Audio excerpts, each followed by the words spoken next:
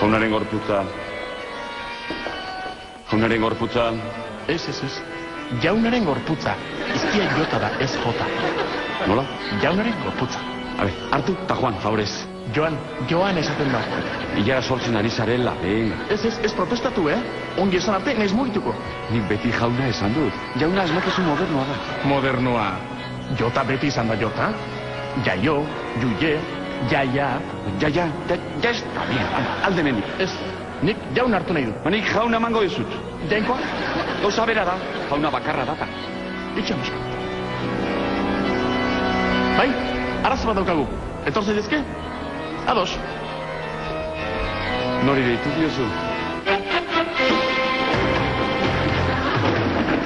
Zalantza non, Euskaltzaindia han. Euskaltzaindiaren zalantza argiketa zerbitzua. Eguneko 24 ordutan. Zein da zuen larrialdia? Jaunaren gorputza, ala jaunaren gorputza. Beno, Euskaltzaindiak euskararen bateratze prozesuaren mesederako alfabetoko 10. hizkia jota deitzea gomendatzen du. Hala ere, jota ere erabil daiteke. Beraz, nahi duzuen bezala jauna edo jauna. Bani jaunaren gorputza mango dizut.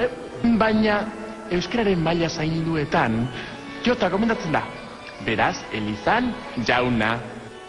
Aizu, eta zergatik ez dituzu hostia bat ematen? Jo, egin oso! Ez, jo egin zaitut.